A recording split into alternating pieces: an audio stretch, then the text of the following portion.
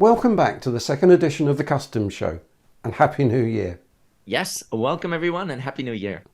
I have to say, we were absolutely blown away to the responses to our first pilot episode last year. Indeed, a big thank you to all of you that commented. We were humbled by your responses, and we have a lot of plans for the Customs Show this year, and a little bit about this later on. Hold your horses though on.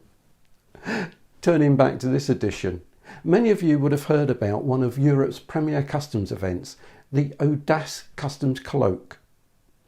This year, it took place in Biarritz. And what an event it was. 500 participants and many distinguished guests talking about the opportunities and challenges that we have in customs and international trade. It was fantastic. So we sent Arne to Biarritz, and here's his report.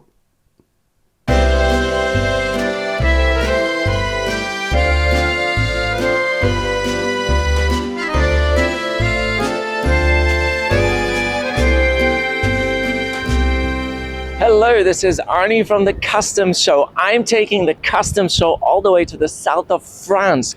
I'm here in Biarritz for the ODASCE conference, the colloque. It is an amazing opportunity. 500 people, customs topics about modernization, IT, e-commerce, latest legislative proposals, everything a customs expert could want for. I am going to Biarritz, I'm going to France, and I'm taking you with us. Let's go. And I have to say, the ODASCE 50th colleague was a vibrant and exciting event. But what is ODASCE and who does it represent? Is an association, and it's an association as all association, which is composed of members, and we have also around 500 members, which are mainly small, medium, but also large and international companies. So it's quite a mixed public. So the first goal is to inform the members of what happens in the customs world, especially what changes, regulatory changes, IT changes, and so on. So we have a secretariat of 6 persons, and one of their tasks is to inform the members of changes. I think the second and equally important task is to provide training. So we provide a number of courses at different levels and on different subjects on customs legislation and customs practice and procedure. And what about this conference? C'est un colloque important qui a lieu tous les 2 ans, qui est un colloque européen et même mondial, puisqu'il y avait un représentant de l'OMD ce matin qui a effectivement fait l'ouverture. Donc c'est un moment important, à la fois et pour une association importante, puisque l'ODASCE, qui fête ses 50 ans cette année, est une association incontournable dans le domaine effectivement de la douane en France, à la fois pour la formation, mais aussi pour tout le think tank que ça peut représenter en matière de douane. Donc c'est une association importante, et la douane devenant de plus en plus stratégique, et c'est un peu le sujet qu'on a eu ce matin au cours de la table ronde que j'ai animée, que l'ODASCE a une importance de plus en plus importante. Elle a 50 ans, cette association, je pense qu'elle a encore de belles années devant elle pour effectivement travailler sur tous ces sujets qui prennent de la place dans un contexte international. It's amazing to have 500 people in Biarritz in 2022.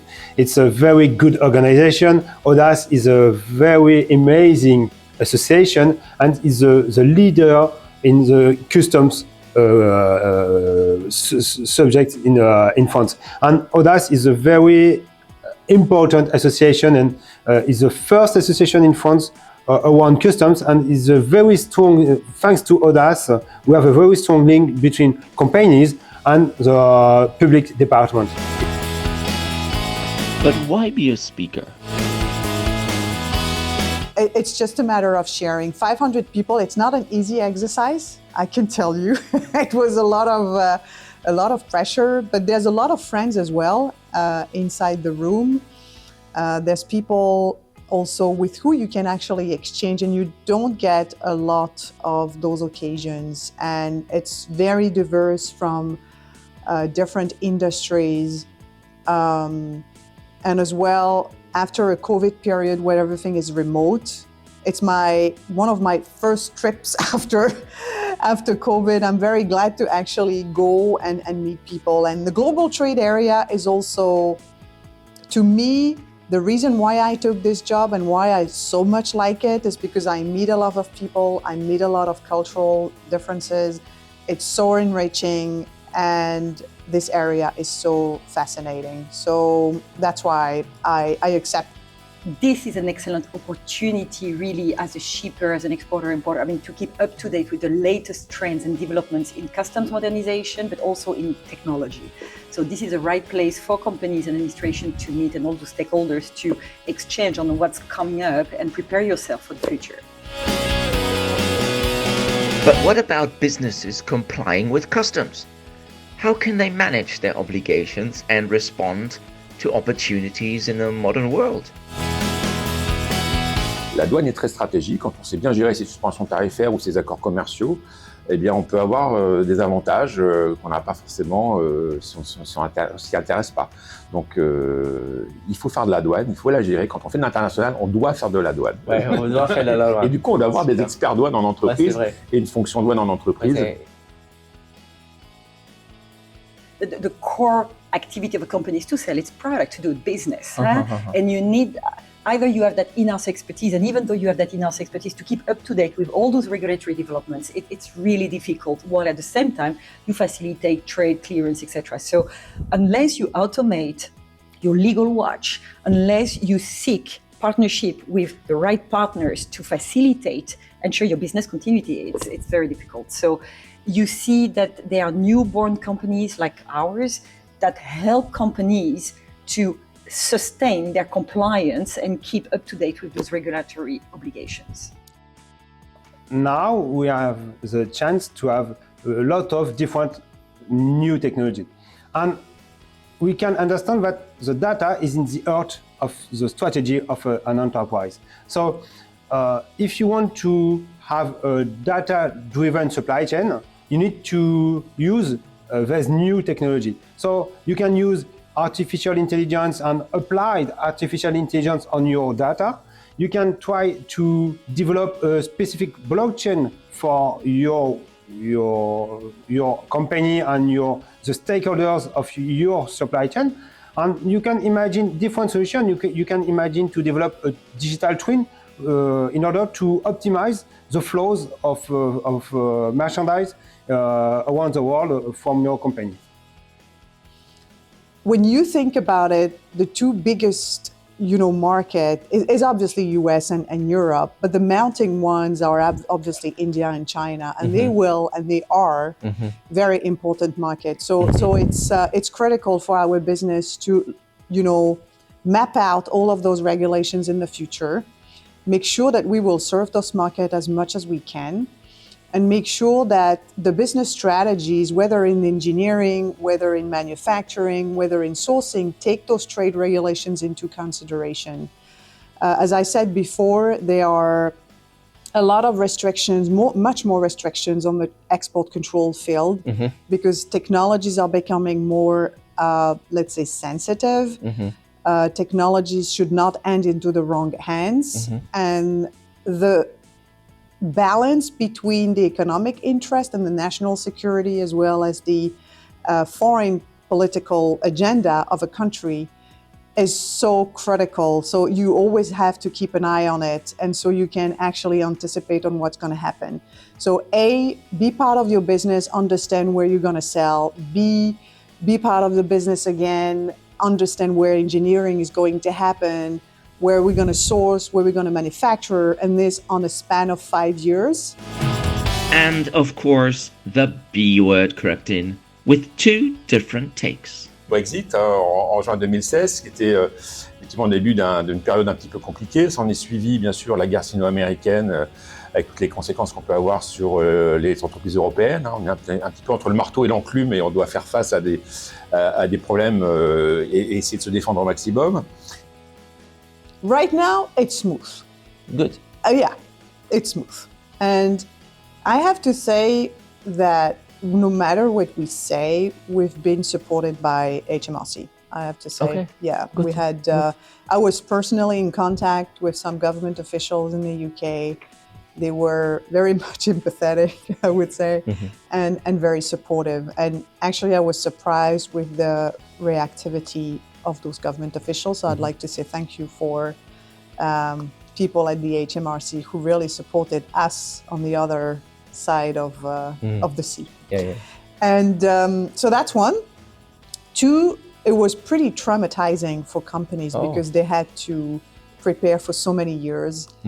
And this risk assessment thing is also sometimes a bit traumatizing because you really need to think about worst case, because you need to have contingency plan in place.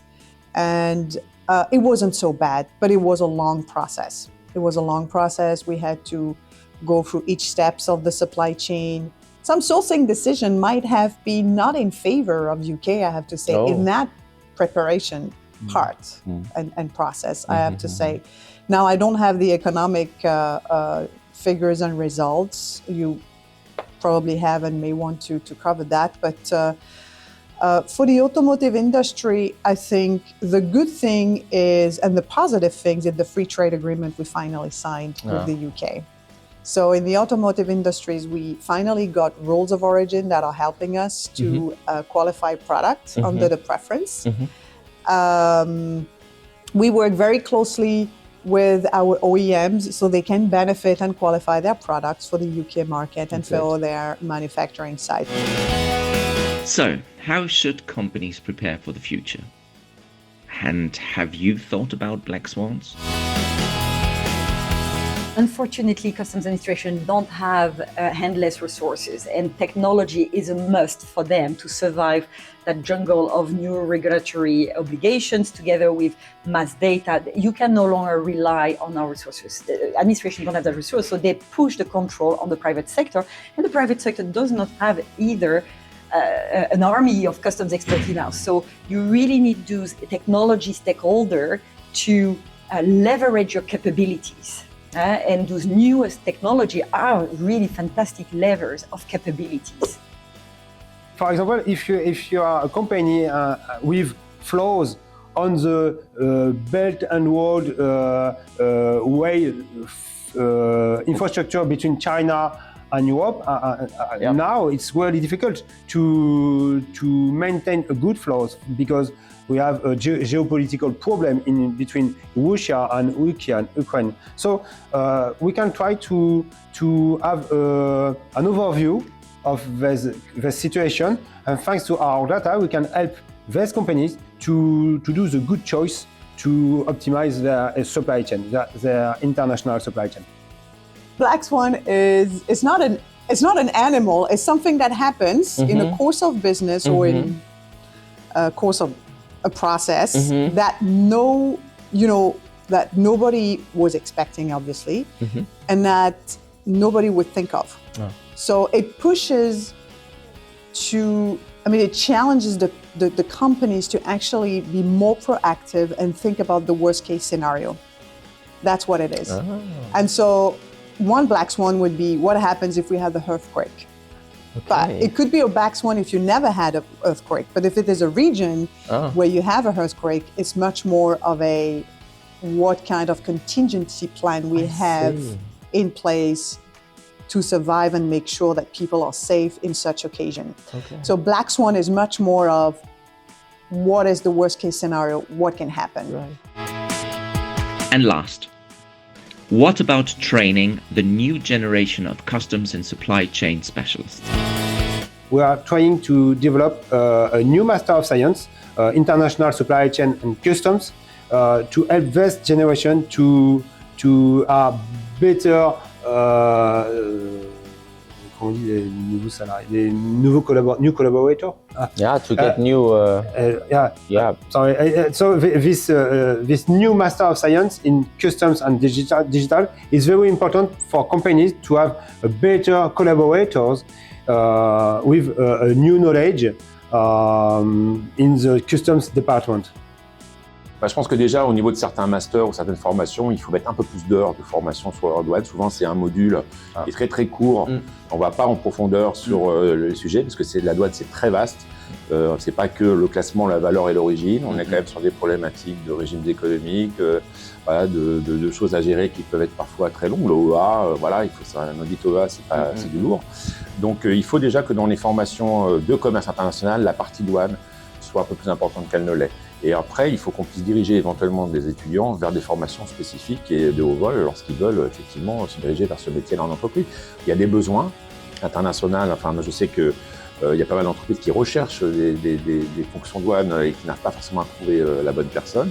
On avait parfois avant des formations même universitaires qui pouvaient répondre à ce type qui ont disparu. Donc la formation, c'est le nerf de la guerre. Il faut arriver, et du coup il faut créer des passerelles le plus importantes entre le monde de l'entreprise et ces écoles pour effectivement montrer ce qu'est une fonctionnaire dans l'entreprise, montrer l'importance que ça peut avoir et tout l'intérêt que ça a à travailler à l'international. The ODASCE 50th Colloque was a valuable, interesting and enjoyable experience, and I look forward to the next. But this report just scratches the surface. Watch out for the full interviews which we'll be posting regularly.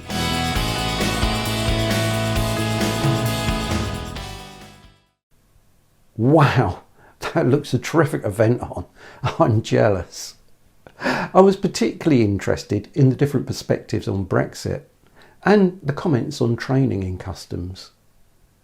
What was your takeaway from the event, Arne? I liked the interaction. Honestly, there were so many people from different walks of life. There were policymakers, there were lawmakers, there were academics, there were practitioners, there were lawyers, there were those that operate software. If you put them all in a room and you let them discuss about the challenges and the opportunities that are facing us in customs and global trade, you're going to get a great result, obviously. There were hot topics discussed like digitalization and education, as you mentioned, and they are really the ones that are coming up in the next couple of years. And of course, I really enjoyed the networking opportunity, the social calendar, if you want. There was even quite a lot of networking in the casino in the evening, would you believe? And of course, finally, I should mention that we had English interpretation. This is great for a French-speaking conference because it allows many more people to take part in a conference where there's actually the opportunity to speak in English and to hear the entire conference in English. So these are my key takeaways.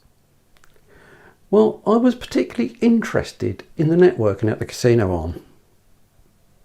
Uh-oh, busted! I hear they're looking for a new James Bond, Arne, and I think you'll fit the bill. Joking aside, that was a great report, and I think a lot of viewers will be interested in the interviews. As you said at the end of your report, we'll be posting them in their entirety in the coming episodes. They really are worth having a look at because these people really know their subject and give some good insights. And talking of coming episodes, we are working on new episodes and we aim to make it a regular monthly series, so keep an eye open. There's a lot happening this year with the review of the UCC and e-customs projects coming to fruition. We've got some great guests lined up from the world of politics and from international trade and logistics, and other key players and others working in the customs world. All manner of people will be involved in our films over the coming few months, so keep an eye open for new episodes as they go live. And Arne, I know you've got a lot of plans for the customs show as well. Well, just to say that not traditionally we would have our customs corner now, but because this was a full report on the ODASCE conference, really, we'll keep that questions for next time if you don't mind, because this was such a full-on report. But in terms of the future, wow, it's looking bright for the customs show, isn't it? It is indeed, and as Arne said, we couldn't get round to your questions this time, but keep them coming in and we'll answer them in future shows. Arne's Customs Corner is definitely a feature of the future, so don't worry, your questions will be answered. Well, I think that just about wraps it up for us now, eh? All right, I mean, I can't wait for the next edition coming out. Already working on it, aren't we? Whoa. I won't say any more. No. Let's keep the suspense going. Indeed. So, all the best from us, and see you at the next edition. See you guys. Bye-bye.